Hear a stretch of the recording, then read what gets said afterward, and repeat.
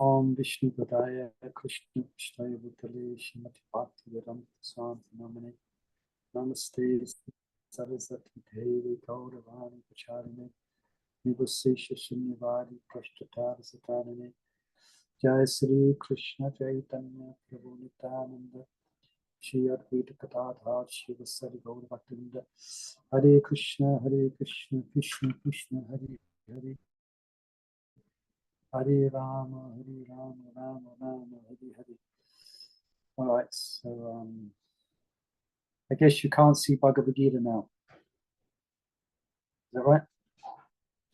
No, So, we can't. Okay. All right, so I've got a choice.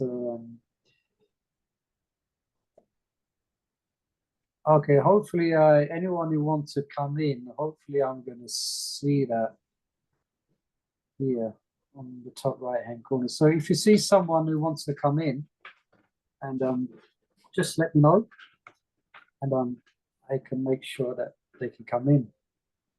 All right, sorry if this is a bit complicated. Okay, so let's begin then. So we're on chapter 12. And what's the title of the chapter? Are we doing Tesham Aham Samudharta? Because that's 6 and 7 put together. Yeah. I'm just saying, what's the title of this chapter? Devotional service. You got it. Thank you, Hare Krishna. Just checking. Okay. So, and what's the first, what's the beginning? What's the opening of this chapter? Which question is Arjuna asking Krishna? A very important question.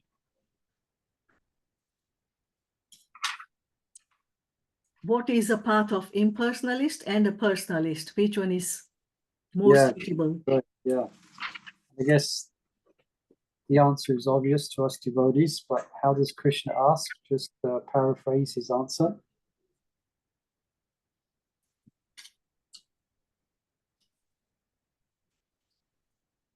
What's the answer that Krishna gives to Arjuna when he makes this inquiry? That impersonalism is much more difficult and a longer path. Bhakti-yoga is better. Yeah, you've got it. That's in essence. Yeah, Krishna says, those who fix their minds on my personal form and are always engaged in worshipping with great devotion and have deep faith, they're considered to be most perfect. And then in text 3 and 4, he explains exactly what you just said, Bhagavad Gita, that the path of realizing the unmanifest or the impersonal is very difficult. But he does say in text 3 and 4 that they may, he says, by controlling the various senses and being equally disposed to everyone, such persons engage in the welfare of all at last achieve me. Right? So it may be for some, if they're not offensive, it's often a path. The culmination of their path is bhakti, by the grace of the devotees. Yeah. And text 5 just elaborates on it's very difficult for those who are embodied to imagine something which is not embodied or has there's no words to describe it. It's very difficult, very mindy, and very very difficult just to imagine that it is not this, it is not that, it is not this. If you say you can perceive it, then it is then you are mistaken. If you say it can be measured, and then you're also mistaken. If you say it cannot be measured, you're also mistaken. If you say it can be seen, then you are mistaken. If you say it cannot be seen, then you're also mistaken. That's the language of the impersonal school. Okay, so it's very mindy, very difficult. All right. And now, is anyone trying to get in the door? Anyone can see? I don't know if you can see. I guess If they are, they better let me know on the forum, because I can't, because I have to come out of this place. Oh, Chandravati sent me a message. Is the class on? All right, so I've got to come out of here, go back into. I'm sure there's a better way of doing this, but 1 second. So where do I go now? I'm going Zoom, just Zoom. Yeah. Hare Krishna, Murli Manohar Prabhu, Chandravali is waiting to come in. Okay, I'm trying to find the right button to let her in. She's not showing on the screen here. You can all see it. Let me press this button. Okay, look, here they all are, the middle.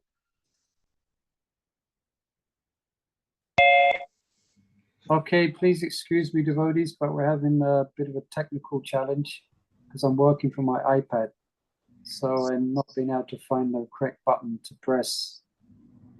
So, okay. Yeah, everyone's in now. And if anyone else wants to come, then you have to let me know that they want to come. I've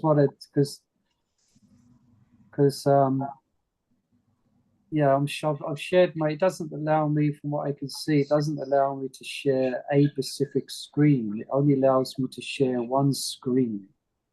And that's the main screen that I'm working from. I've got a choice to have the Zoom up or the Bhagavad Gita. So now we're going to go to Bhagavad Gita. Okay, right. So we just had a bit of an introduction, just going over the verses that we've covered already. So let's just get into it. Hare Krishna. If someone would like to read these verses, 6 and 7, with a lengthy purport, not too long. Yes, I can do it. Yeah, go ahead. ये तु सर्वाणि कर्माणि मयि सन्न्यस्य मत्परः अनन्यनैव योगेन माम ध्यानान्तुपासते तेषामहं समूढर्ता मृत्युसंसारसागरात् भवामि न चिरात् Partha मय्यावेशितचेतसाम्. Translation: for those who worship me, giving up all their activities unto me, and being devoted to me without deviation, engaged in devotional service and always meditating upon me, having fixed their minds upon me, O son of Pṛthā, for them I am a swift deliverer from the ocean of birth and death. Purport: it is explicitly stated here that the devotees are very fortunate to be delivered very soon from the material existence by the Lord. In pure devotional service, one comes to the realization that God is great and that the individual soul is subordinate to him. His duty is to render service to the Lord, and if he does not, then he will render service to Maya. As stated before, the Supreme Lord can be appreciated only by devotional service. Therefore, one should be fully devoted. One should fix his mind fully on Krishna in order to achieve him. One should work only for Krishna. It does not matter in what kind of work one engages, but that work should be done only for Krishna. That is the standard of devotional service. The devotee does not desire any achievement other than pleasing the Supreme Personality of Godhead. His life's mission is to please Krishna, and he can sacrifice everything for Krishna's satisfaction, just as Arjuna did in the Battle of Kurukshetra. The process is very simple. One can devote himself in this occupation and engage at the same time in chanting Hare Krishna, Krishna Krishna, Hare Hare, Hare Rama, Rama Rama, Hare Hare. Such transcendental chanting attracts the devotee to the personality of Godhead. The Supreme Lord herein promises that without delay, he will deliver a pure devotee, thus engaged in the ocean of material existence. Those who are advanced in yoga practice can willfully transfer the soul to whatever planet they like by the yoga process, and others take the opportunity in various ways. But as far as the devotee is concerned, it is clearly stated here that the Lord himself takes him. The devotee does not need to wait to become very experienced in order to transfer himself to the spiritual sky. In the Varaha Purana, this verse appears. The purport of this verse is that a devotee does not need to practice Ashtanga Yoga in order to transfer his soul to the spiritual planets. The responsibility is taken by the Supreme Lord himself. He clearly states here that he himself becomes the deliverer. A child is completely cared for by his parents, and thus his position is secured. Similarly, a devotee does not need to endeavor to transfer himself by yoga practice to other planets. Rather, the Supreme Lord, by his great mercy, comes at once, riding on his bird carrier Garud, and at once delivers the devotee from material existence. Although a man who has fallen in the ocean may struggle very hard and may be very expert in swimming, he cannot save himself. But if someone comes and picks him up from the water, then he is easily rescued. Similarly, the Lord picks up the devotee from this material existence. One simply has to practice the easy process of Krishna consciousness and fully engaged himself in devotional service. Any intelligent man should always prefer the process of devotional service to all other paths. In the Narayaniya, this is confirmed as follows. The purport of this verse is that one should not engage in different processes of fruitive activity or cultivate knowledge by the mental speculative process. One who is devoted to the Supreme Personality can attain all the benefits derived from other yogic processes, speculations, rituals, sacrifices, charities, etc. That is a specific benediction of the devotional service. Simply by chanting the holy name of Krishna, Hare Krishna, Hare Krishna, Krishna Krishna, Hare Hare, Hare Rama, Rama Rama, Hare Hare. A devotee of the Lord can approach the supreme destination easily and happily. But this destination cannot be approached by any other process of religion. The conclusion of Bhagavad Gita is stated in 18th chapter. Sarva dharman paritajya mamekam sharanam vaja. Aham tvam sarva papebhyo moksha isyami ma sucha. One should give up all other processes of self-realization and simply execute devotional service in Krishna consciousness. That will enable one to reach the highest perfection of life. That is, there is no need for one to consider the sinful actions of his past life, because the Supreme Lord fully takes charge of him. Therefore, one should not futilely try to deliver himself in spiritual realization. Let everyone take shelter of the Supreme Omnipotent Godhead, Krishna. That is the highest perfection of life. Hare Krishna, thank you. Nitya Murli Prabhu, Nitya Mata is waiting. Yeah, I'm just going to go there now. I think I'm going. Where am I going now? I know. I have to. There, admit. Okay. Nitya Mata. Okay, back here. Open. Okay, Hare Krishna.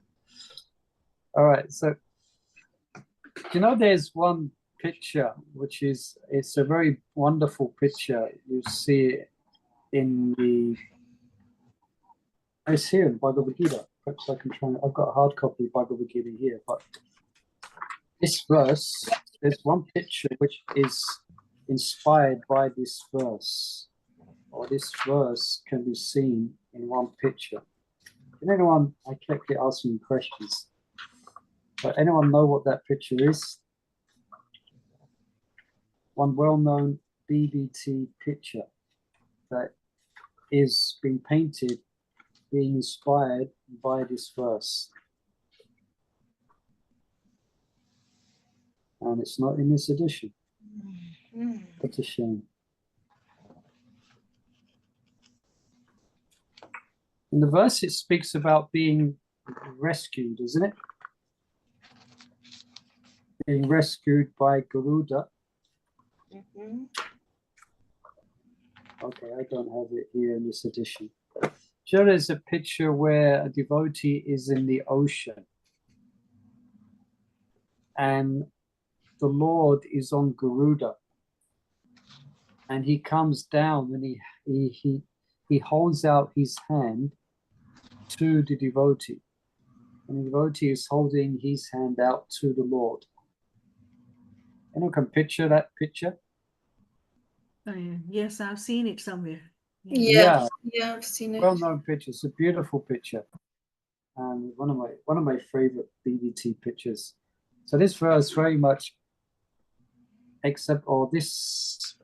that picture very much exemplifies this purport and this verse. And as far as I understand, it is inspired by this particular verse, you know. So it's very encouraging. And Prabhupada speaks in a very encouraging way here. As he often does, Prabhupada speaks, generally Prabhupada is always encouraging in his purports. I mean, he does speak about anatta nivritti and the stage of anatta nivritti throughout his books, but he doesn't, what can I say, he presents Krishna consciousness as being very achievable. Sometimes when we discuss amongst ourselves, when we discuss the impediments and we discuss the anattas, then we can really get into it, isn't it? We can really, sometimes when devotees have discussions where we come to terms of our conditioning and the things we have to overcome and the things we have to be purified of. And as we come to terms with that, sometimes it can be, we can feel a little bit uninspired with the work to do. But Prabhupada would always present Krishna consciousness as very practical and very much achievable. Anyone notice that? It's as if we can dance with Krishna just in a few years. It is achievable. And that's Prabhupada is very, very, very much encouraging. And this is very much the case in this purport here, and even in the verse as well. So moving around here in the Bhagavad Gita. And if anyone is inspired to learn a chapter of Bhagavad Gita, this might be the easiest fruit to pick, because it's only 20 verses in this chapter. Some of you might have probably learned this chapter. And Prabhupada says, what is the difficulty? Yeah, what is the difficulty? What is the difficulty? It's Shruti Kirti wrote that book, isn't it? And he called his book, What is the Difficulty? Yeah, what is the difficulty? Yeah, in regards to chanting, devotees were asking the obvious question, oh, Prabhupada, the mind's so this, so that, so this, so that. Prabhupada said, what is the difficulty? You chant, you have your tongue, and you just hear. What is the difficulty? So that gives us faith that it is possible, you know? It gives us faith. Imagine Prabhupada's main emphasis in his purports would be how difficult it is. Then nobody that was his main emphasis of how difficult it is, and it is hardly anyone achieves it. But that's not Krishna's. Krishna explains himself that many persons have become purified and have attained me. Yeah, but sometimes we really get into highlighting the difficulties. But if you study Prabhupada's books, it is not as if he is being naive. You will find many statements where he describes that taking to spiritual life is like declaring war on the material energy.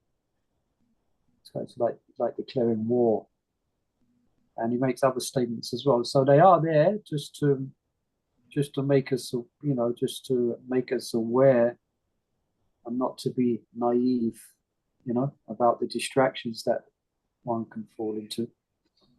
But anyway, any questions or comments here on this 6 and 7?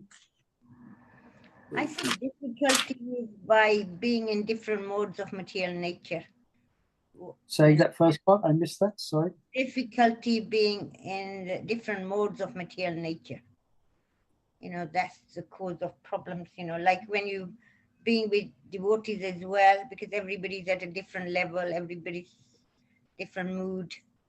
So that's when you find difficulties coming up, He said this, she said Yeah, that. yeah. That's when the difficulties can Coming. arise. Yeah. But if When you we're, keep when we, yourself in yeah, when we're, sorry, carry on.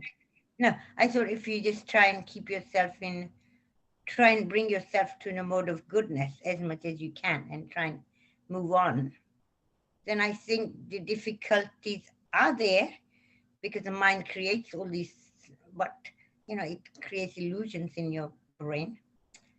So it will go once you are in that state of goodness or whatever. Yeah. So it's good to, very much. If we, especially when we're kind of susceptible to, if we're in a mode of passion, then we're very much susceptible to get to be entangled. So yeah, we want to come to the mode of goodness. It's going to make spiritual life good. That's what the mode of goodness means. It's going to make spiritual life a lot easier. So we need to be strongly situated in the mode of goodness, and we're going to read about that in chapter 14. Describes about 3 modes of material nature. Yes. I think we can work it out what mode we are in. When something's agitating, okay, right. I don't want to, I'm in a mode of passion, right? Let's get out, not say anything, do this, don't do that. We can figure ourselves out and work with it. Yeah, we just have to be a little bit honest. There's also all the symptoms of the modes is given as well, not just in 14th chapter, but also 15th chapter, 17th and 18th chapter, also in the Srimad Bhagavatam. So it's good for us to study that, then we can recognize it within ourselves, then we can choose to act otherwise, Yeah, we can invoke a mode. If we're in a mode of ignorance or passion, we can invoke the mode of goodness by doing something in goodness. Then we would invoke the mode of goodness within it, but it works the other way as well. Because there's always competition between the modes. Yeah, we're always going up and down, even within the space of one day or even in the space of an hour. We can experience all 3 modes of material nature. Unless we're strongly situated in goodness. So even if you're in a mode of goodness, then if you're in a passionate atmosphere, there's a chance that you're also going to become passionate. Unless you're very strongly situated in Krishna consciousness. So if you're in a mode of goodness, but you do something that's in a mode of ignorance or passion, then you'll invoke that within your psyche or within your mind. That's why it can be difficult if you're living in a city, if you're living in a very passionate place. It can be quite difficult. So that's why devotees, as much as possible, we want to live in peaceful atmospheres, unless we have a service, like we have service in central London. So I'm here, I have service in central London. But I really feel the difference in my consciousness when I'm in a sattvic place. I feel a lot more, it feels easier to be Krishna conscious. Anyway, so good point. Any other comments or questions from devotees out there? You can scroll through the purple if you want, if anything you want to bring out. There's quite a lot here. kind of quite self-explanatory in one sense. Let's try and look at some few points. One should be fully devoted, should fix his mind fully on Krishna. That's going to be mentioned in the next verse. I won't read the whole purport again, just looking at this second paragraph. One should work for Krishna. Doesn't matter what kind of work, everything should be Krishna. So Prabhupada is speaking about quite a high level of Krishna consciousness here. The devotee does not desire any achievement other than pleasing Krishna. So that's called, what does that mean? If you only want to please Krishna, what type of devotion is that? It's called pure devotion. Yeah, it's like the gopis, they only want to please Krishna. Sometimes our devotion is mixed. You know, one for Krishna, something for me.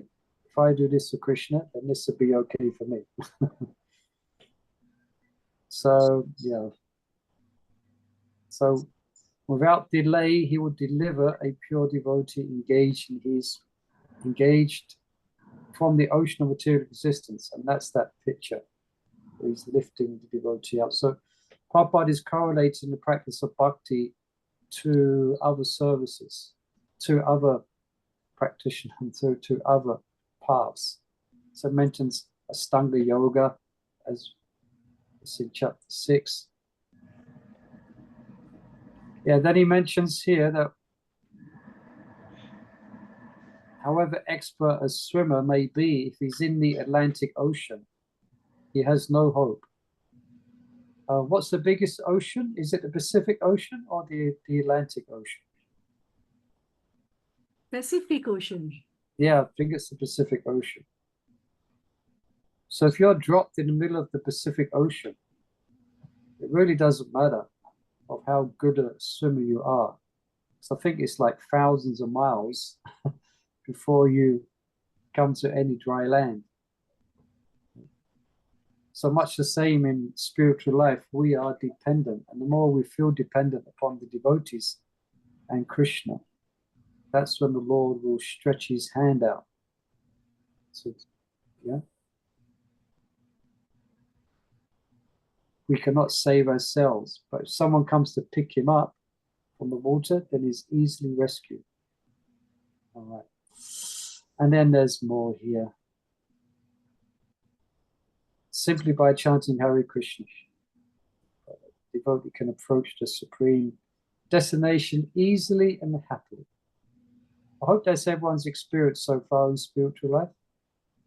It's easy, done, and we're very happy. Well, I'm going to ask you a question there. Go on, yeah. How do you keep your mind always thinking, I'm doing this to please Krishna? Say when you're chanting, you're trying to hear you're chanting, you're trying to hear, also trying to think, oh, you know, how can you do everything for Krishna, to please Krishna? Cooking at times, Yeah. you're cooking at the temple, yes, you're cooking for Krishna. When you're cooking at home, you're also cooking for the people you're living with, devotees you're living with. So how can you keep your mind constantly thinking everything? Because the ultimate devotional service to do everything to please Krishna, not to please us or anybody. So trying to get that mindset. Yeah. So that's the quest, or that's the someone that I mean, that's us, because the spontaneous devotees, they don't have to think that. That's their natural state of heart, because of their so much affection and love for Krishna. Everything they do is imbued with the sense of wanting to please him. We may not be on that platform, so we do have to remind ourselves that this is, I'm rolling this puri to please Krishna. Yeah, I'm frying these pakoras to please Krishna. I'm threading this garland to please Krishna. Of course, it's asking a lot to be kind of have that as a type of samadhi where we don't think of anything else but pleasing Krishna. But how can we do that? Simply by reading Bhagavad Gita together, like we're doing. Yeah, like we just read this statement. The devotee just wants to please Krishna. So we have, that's why it's good to hear classes regularly, because then we get reminded. Oh, it's just to please Krishna. I mean, I've read this so many times just to please Krishna, and I've had some really inspiring. I've really been inspired by this thought and seen it's very powerful if I'm in that consciousness. But mostly I forget. Mostly it goes from my mind, because of my conditioned nature. But then reading it again, okay, here it is again. I'm not doing it, I want to please Krishna. I don't want to please I'm not after just doing it for my pleasure. I'm doing it for Krishna's pleasure. Because that's the mood in the spiritual world. So let's be in the same mood. So we have to hear classes and then we have to be reminded. Yeah, we have to take part in Bhagavad Gita Sangha on Tuesday and Wednesday. Be reminded. Anybody else? Any comments on that? Yeah, good few devotees here. Let's do it. Any of you have that consciousness throughout the day, or do you try to? How to please Krishna? Any experiences of when you have been in that mindset? Oh, I want to please Krishna. I'm going in to cook to please Krishna. Everyone's holding back their profound realizations. Hare Krishna. Yeah. Okay. Yeah. There's no need to consider the sinful actions of his past life. Because the Supreme Lord fully takes charge of him. Yeah.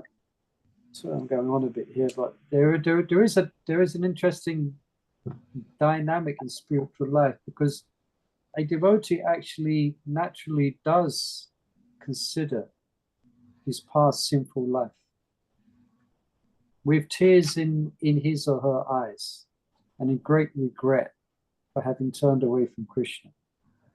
Yeah, it's a natural. It's good. It's a good thing. It's a good point to come to in our spiritual life, where we do regret the past. But here, Prabhupada's from Krishna's perspective, there is no need, and so he's encouraging you, there is no need to consider that, because the Supreme Lord is going to take charge of you. Yeah, but still, it's part of the dynamic spiritual life where one, and that creates repentance, and then repentance helps to purify the heart. Yeah? So Prabhupada says there is no need. So he's encouraging from the perspective of being the spiritual master. Yeah. If someone goes to this, oh Gurudev, before I joined, I did this, I did that. So, who's someone in Chaitanya Leela who really intensely regretted his past sinful life?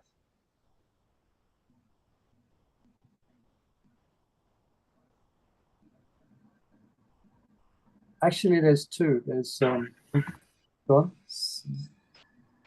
from the Chaitanya Charitamrita, someone who was very sorry for their past life, and they was begging for mercy from Lord Chaitanya.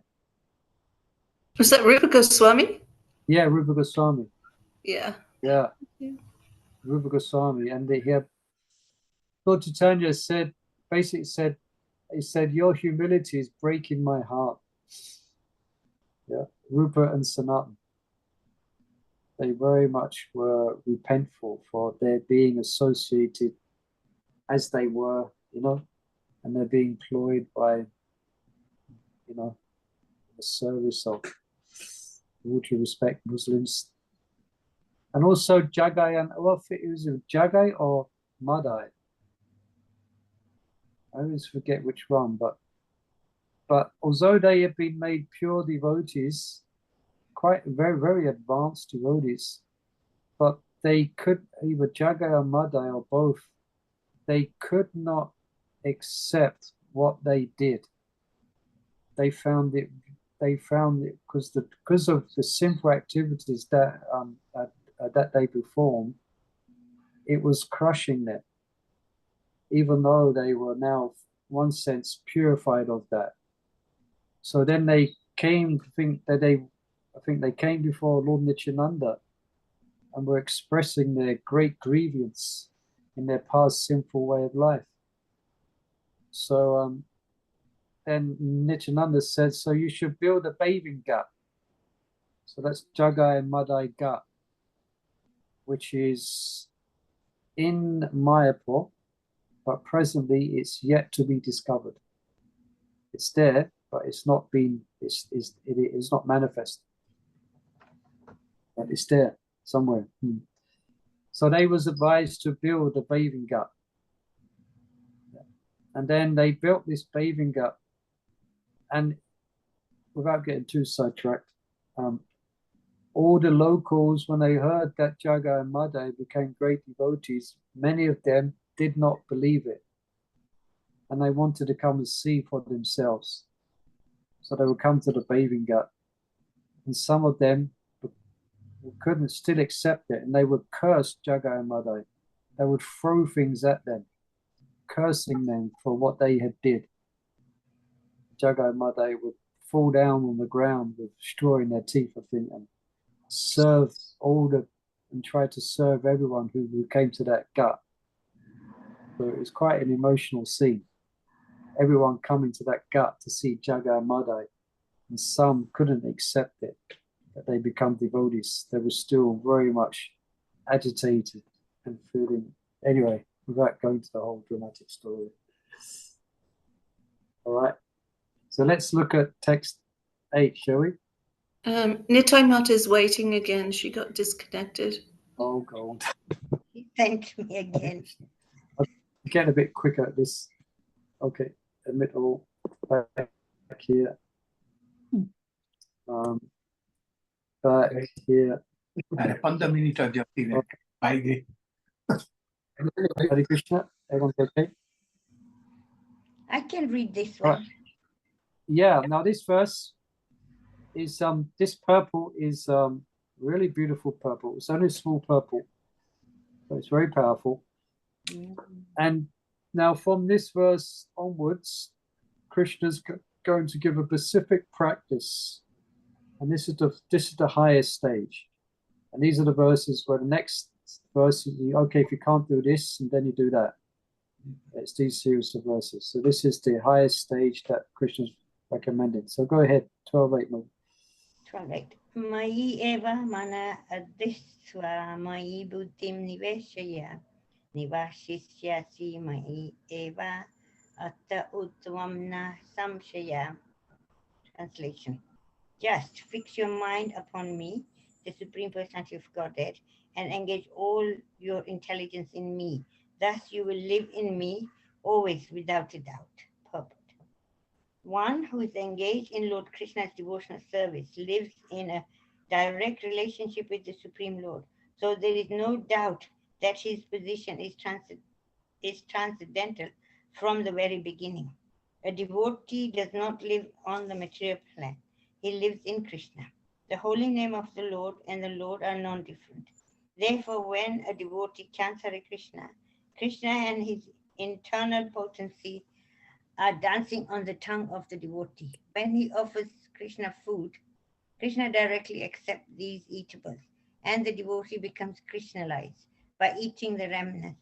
One who does not engage in such service cannot understand how this is so, although this is a process recommended in Bhagavad Gita and in other Vedic literatures. Okay. So here it is, quite simply put, just fix your mind upon Krishna. Okay? There it is. That is all we have to do. Just fix our mind upon Krishna, engage all our intelligence in him. And then you'll always live in me always, without a doubt. So if someone was to ask you, what does it mean to live in Krishna? It says here, what would you say? What's the answer to that? What does it mean to live in Krishna? What is the experience? To live in Krishna means to, I was just going to say to follow his instructions.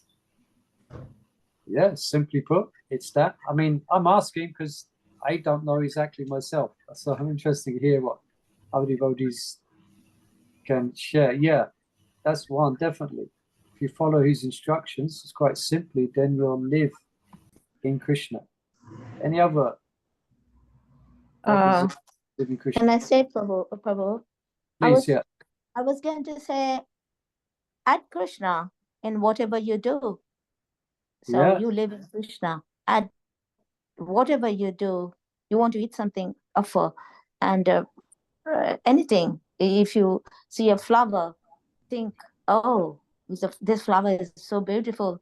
Then how beautiful must be our Lord, like that. Yeah, yat koroshi, yat ashnashi. Yeah, everything that you do it for Krishna. Yeah. And you pick a rose, but before you smell it, you place it at the lotus feet of Krishna. Yeah. Yeah. Yeah, of course. No, when you see, I said, not smell. When you see a rose.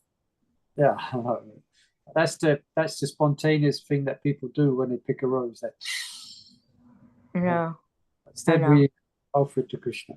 So yeah, we don't. So follow the Lord's instructions. Yeah. Yeah, offer everything to Krishna, living in Krishna. How about just trying to chant Krishna's name 24 Yeah, hours? the chant. Because Krishna says that everything is contained in his name.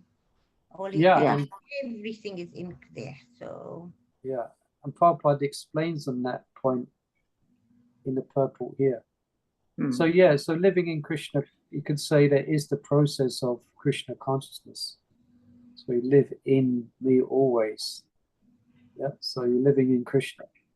So even if we're in the material world, we can live in Krishna by following the principles and practices of devotional service. Yeah, we can be in London, but we cannot be in London. Wherever we may be in the world, in Ukraine, or wherever things like that, then he's living in Krishna, wherever we are, living in Krishna. But this purport also, if you look at this purport, there's quite some statements here. One who's engaged in Lord Krishna's devotional service lives in a direct relationship with the Supreme Lord. So a direct relationship with the Supreme Lord, okay?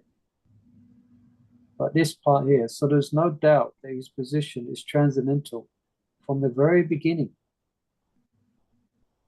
All right, so this is from the very beginning stages of devotional service. One's position is transcendental. Yeah? Is that correct? That's what it says here. yeah. We feel transcendental. Go on. Yeah, I was just thinking, you know how like we have like little babies growing up from the beginning, like when they go to park or something, they pick a flower. Okay, keep it, offer it to Krishna. You know, like go home and they put it on the altar. Everything is like, so it's that from, like you say, from the beginning, these children are special. So they're taught, but they also know from within. Yeah. So actually, so objectively, those who take up devotional service and associate with devotees, then objectively they are transcendental. So the subjective experience may be different, but objectively they consider to be transcendental, even though they may be still engaged or may still not be in control of the senses. Even could we say that there's different stages in devotional service, So they're taken to bhakti, but sometimes they may not come up to the mark. So this verse says they're transcendental from an objective point of view. But there's no doubt that his position is transcendental from the very beginning. I don't know. I'm just saying. I'm just offering some speculations of what Prabhupada actually means here. It can be very deep. You know, lives in a direct relationship. So direct relationship. What is that? Santaras, Sakyaras, Vatsalyaras. I don't think Prabhupada's referring that here, but he says a direct relationship. So one is in a relationship with Krishna. It may not be Sakyaras or Madhuryaras or Vatsalyaras, but their experience is no longer material. Their experience is spiritual in this world. They're not undergoing material life like everyone else. It may seem like it externally, but they're not. So a devotee does not live on the material plane. He says again, he lives in Krishna. Now then, Prabhupada says here, the holy name of the Lord and the Lord are non-different. Therefore, when the devotee chants Hare Krishna and his internal potency are dancing on the tongue of the devotee. So who's the internal potency? Radharani. Radharani. So the holy name of the Lord and the Lord are non-different. Therefore, when a devotee chants Hare Krishna, Krishna and his internal potency are dancing on the tongue of the devotee. Now, is that every devotee's experience?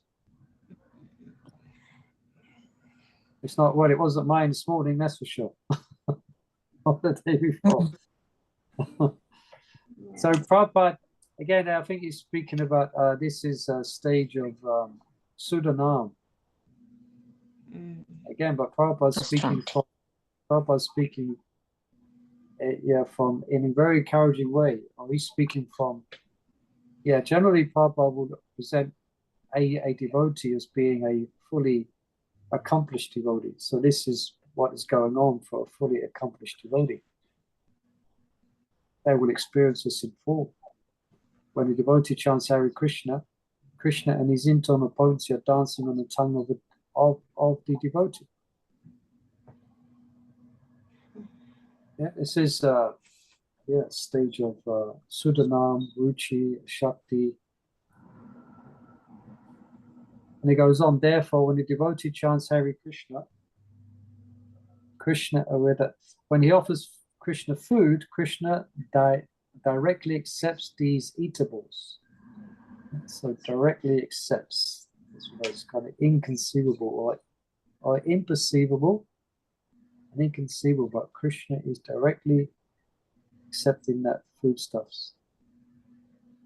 And the devotee becomes Krishnaized by eating the remnants. Right, I'll test your Leela again. So this was mentioned in the class recently. One devotee from, where did he come from? On the island, somewhere in the tropics somewhere. He gave a wonderful class, a very inspiring class. Tenerife. He told this story. So what's the story that illustrates Krishna directly eating food? Raghunandan, we just had the it was his there or something. Yeah, and he told the story very, very nicely. Raghunanda, he was asked by his father to offer the bhoga to Krishna, and in his purity and naivety, he literally expected Krishna to eat it. Oh, and also Nimai ate the food of that Brahmana who came to his house and cooked for him. For the Lord. That's a wonderful pastime. That Brahmana who came and then three times, and then Krishna.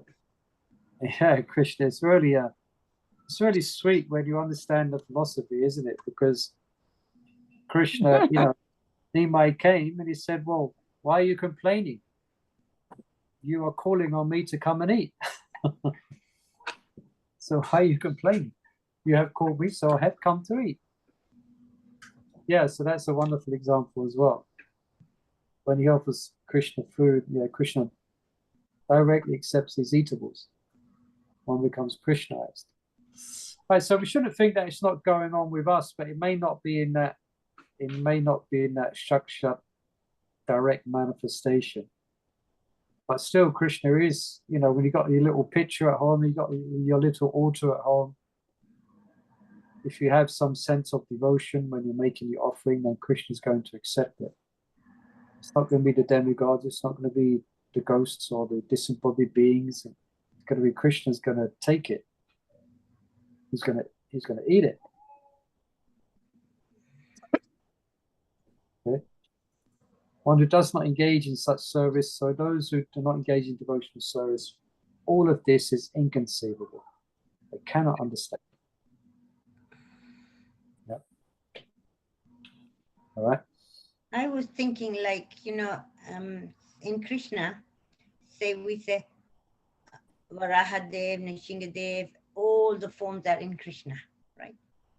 Yeah. So then when we are chanting his holy name or something, chanting the holy name, then everything is included in there.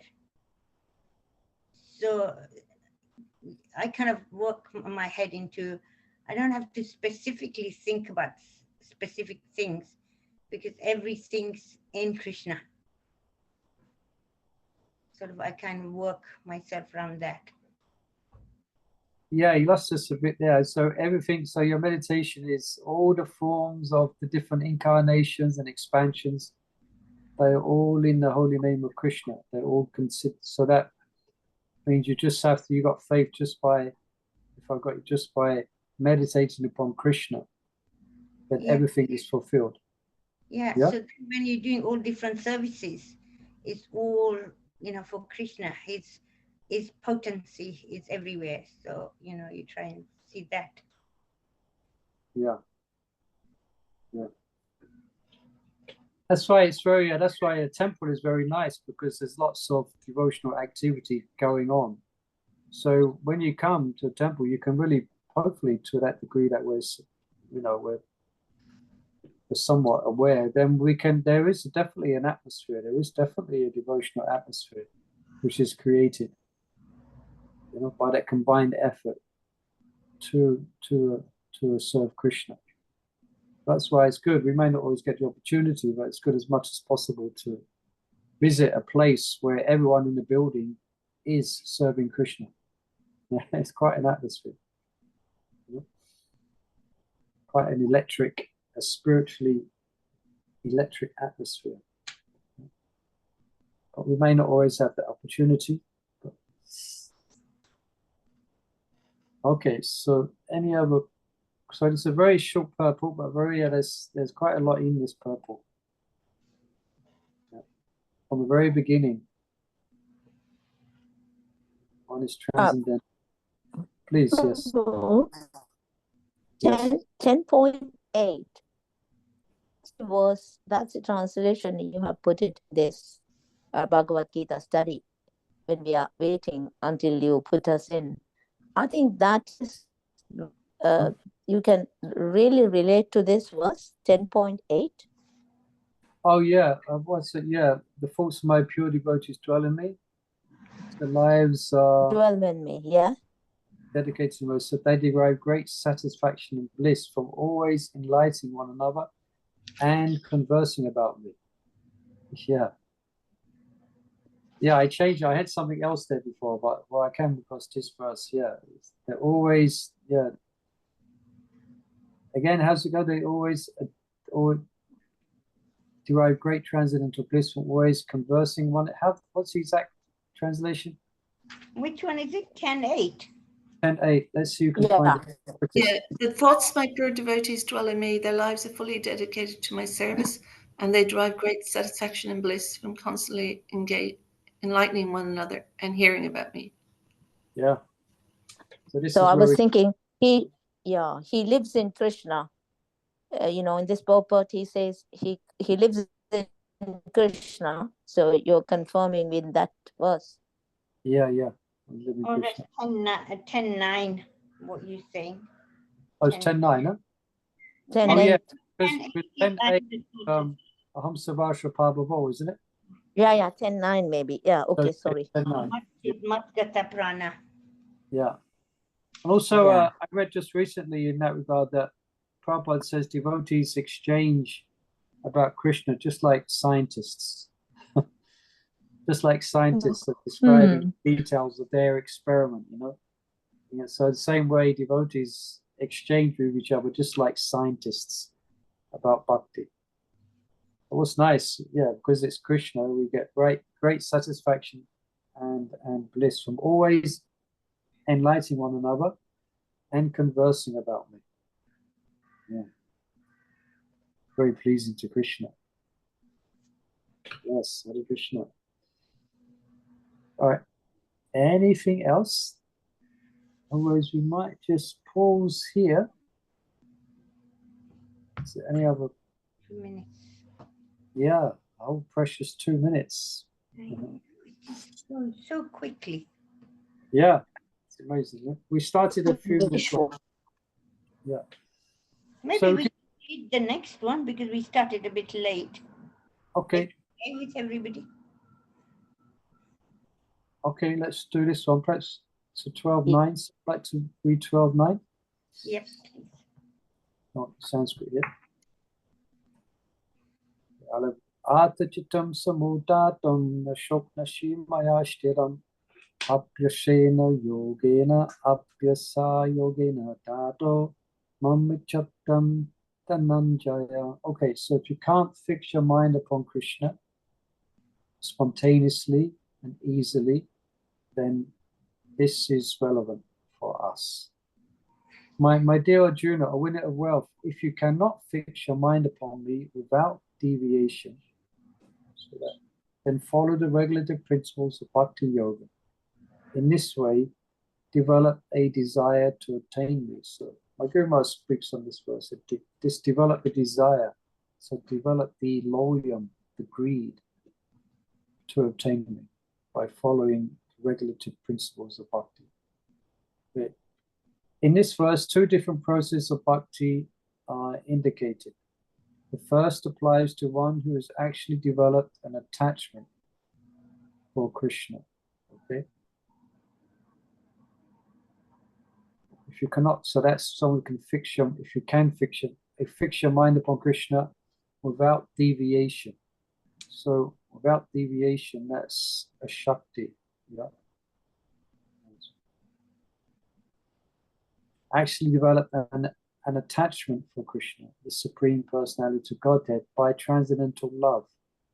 Right? So Prabhupada's speaking about the practice of spontaneous devotional service. And the other is for one who has not developed an attachment for the Supreme Person by transcendental love. Not yet. For this second class, there are different prescribed rules and regulations one can follow to ultimately be elevated to the stage of Shakti attachment to Krishna. So that's what we're practicing. Bhakti Yoga is the purification of the senses. At the present moment, in material existence, the senses are always impure, being engaged in sense gratification. By the practice of Bhakti Yoga, the senses can become purified. And in the purified state, they come directly in contact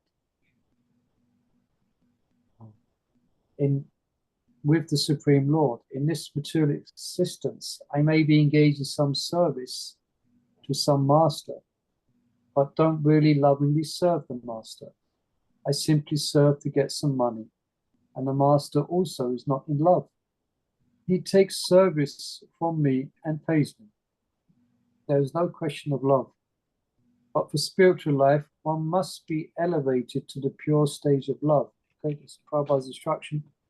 One must be elevated to the pure stage of love. That stage of love can be achieved by practice of devotional service performed with the present senses. Yeah. Kriti Satya, Pavit Satya, Bhavasa Saminati Bhava. Okay. This love of God is now in a dormant state in everyone's heart. and there love for God is manifested in different ways, but is contaminated by material association. Yeah, Prabhupada is paraphrasing this verse here. Kriti Satya Bhagat Satya Bhava Sasaninadika Nitya Satyasya Yuktasya Apatim Kriti Satyata. That states that the process of, by engaging as senses in the process of Vaidhi Bhakti, then we automatically develop love for Krishna, which is situated within the heart. Okay. Okay. This love of God is now in a dormant state in everyone's heart, and their love of God is manifest in different ways, but it is contaminated by material association. Now the heart has to be purified of the material association, and that dormant natural love for Krishna has to be revived.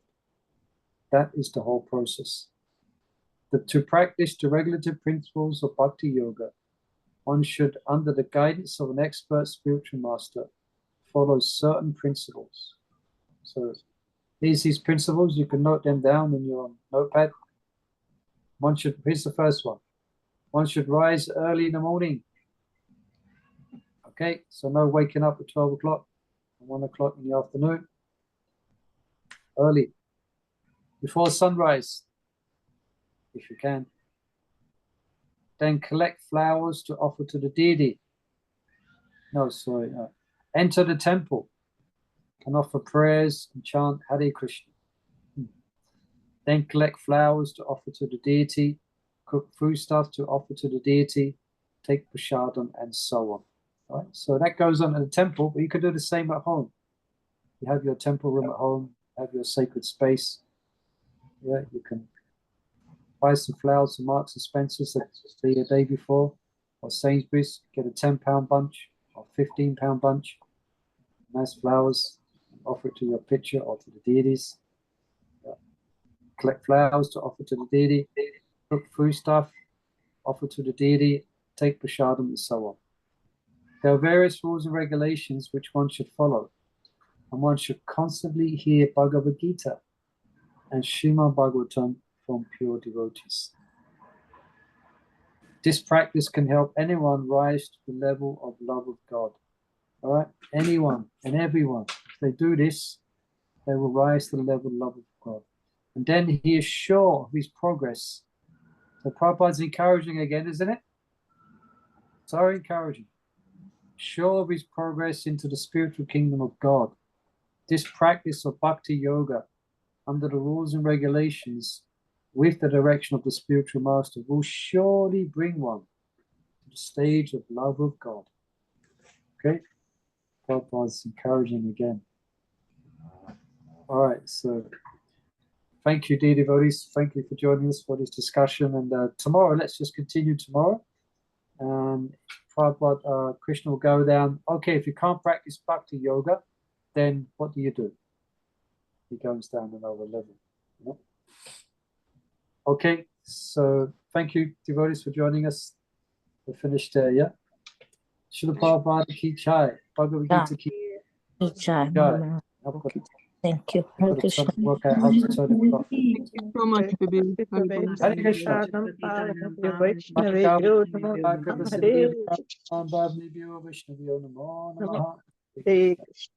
Hare